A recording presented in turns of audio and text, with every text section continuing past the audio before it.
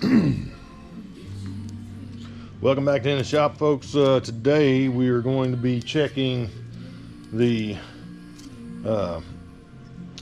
clearance for the valve train. Basically, the cams have their solid lifter with a tappet. Let me get you in here where you can see. So they have these cam followers that have a shim underneath them that goes on top of the valve, and they have to be a certain clearance. So I've marked on here, or 5 to 7 thousandths, excuse me, of an inch of clearance, so that it doesn't rattle, and also so that it doesn't, if they're too tight, they keep the valve open. If they're too loose, then they'll rattle. But basically, we're going to check these clearances and see if I need to order new shims, or if these shims are going to be sufficient. So let me turn this around here where we can see what we got. Try to get this set up here where you can see, get you in here close enough where you can see what's going on, but not be in my way.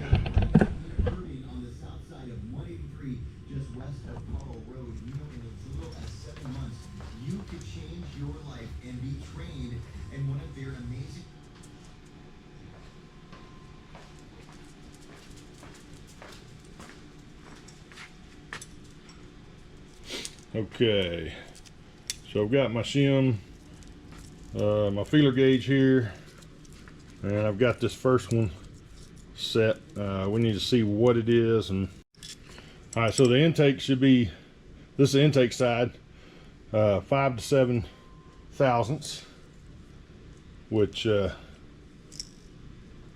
got my feeler gauges here. We're going to see what they are.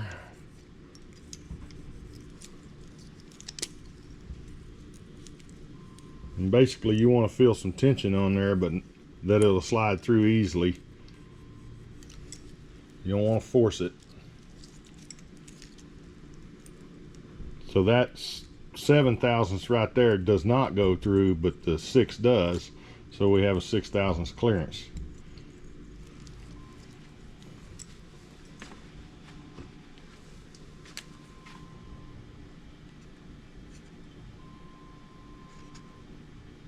Both of those are 6.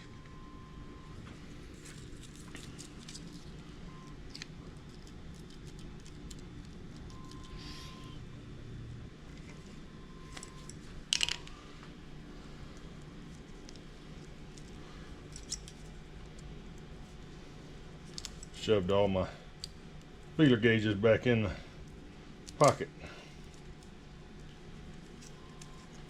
You gotta be careful not to have two together.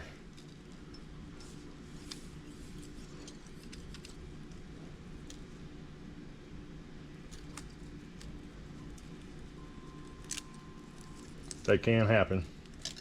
It's happened to me before.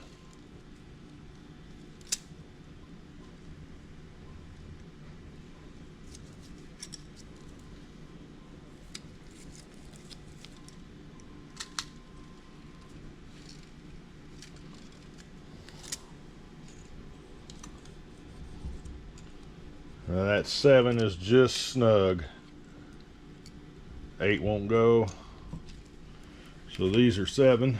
They're within tolerance.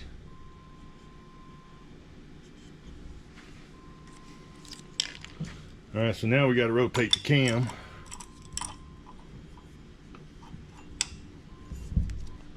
Gently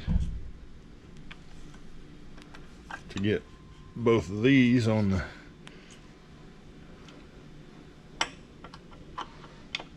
back side of the cam.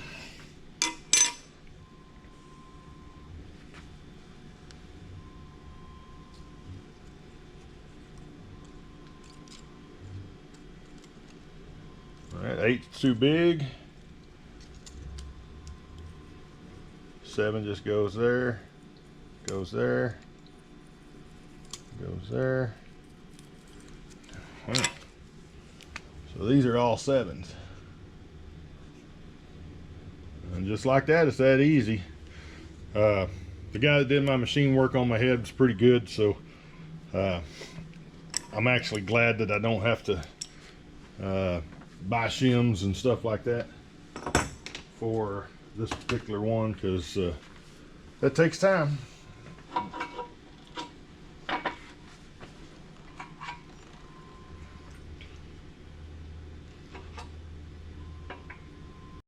So now we're going to do the exhaust, and they're to be between 10 and 12 thousandths of an inch. So same process. We're going to get the feeler gauge in here.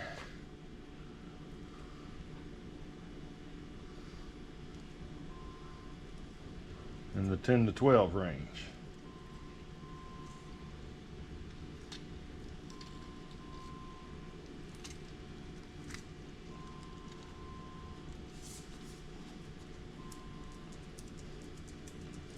And we want to be pretty close. If we're off, then what we'll have to do is pull the cam housing up and measure the shim that's off and add or subtract the thousandths of it to get to the right number, and then order that size shim. Hopefully that makes sense. Alright, so this is a 9. Slides under there. That's good. They should be between 10 and 12. So here's a 10, and it's starting to catch a little loose there.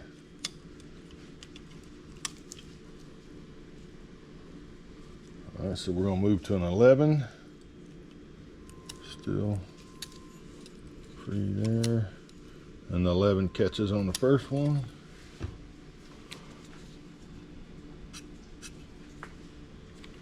So we're going to mark that on 11.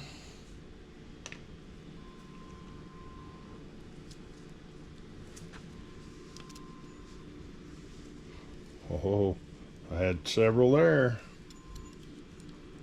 Alright, so the 12 does not go in there, but the 11 did. 12 goes in that one.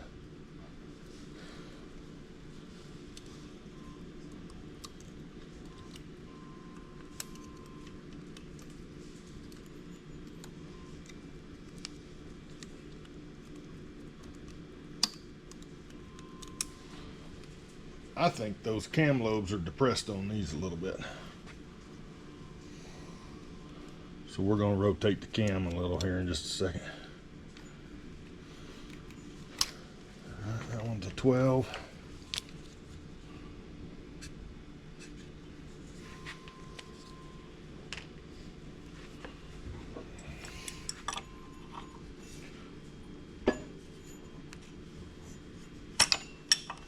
Yep, it was definitely in there, so we're going to jump to this one since it's free.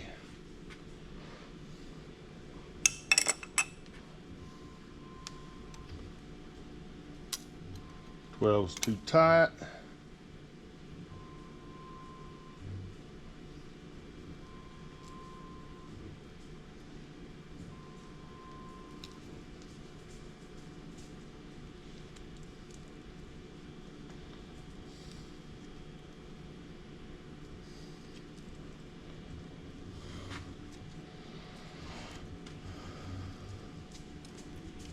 Eleven is tight. That one is 11.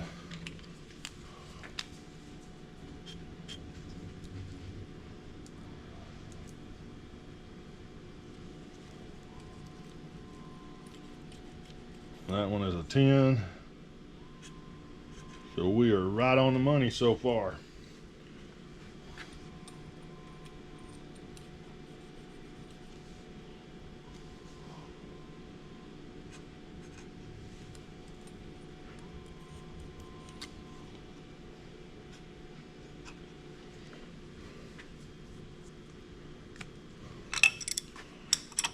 Rotate the cam some more.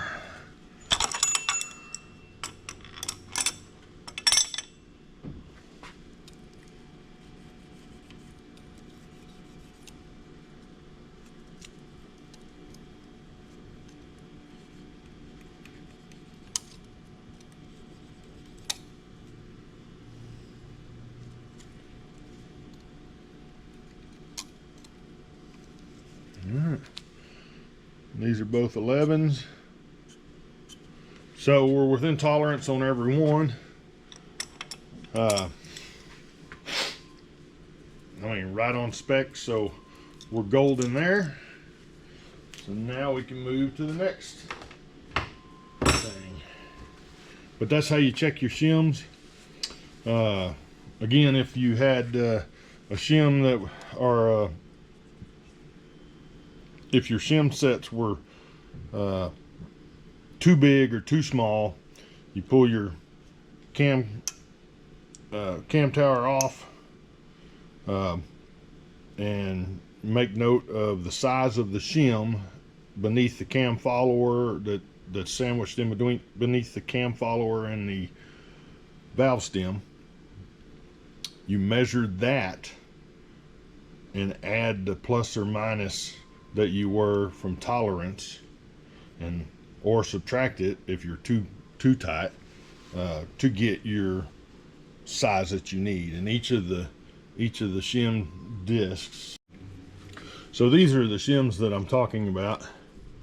As you can see, they're different thicknesses here, slightly different. They're, you know, you can get them in every thousandth.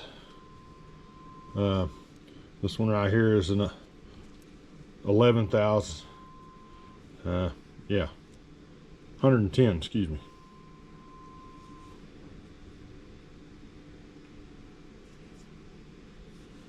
These were ones that I bought for another engine build, and some of them were actually from the old engine. This one, you can kind of see the cam marks, or not the cam marks, the valve mark in the center.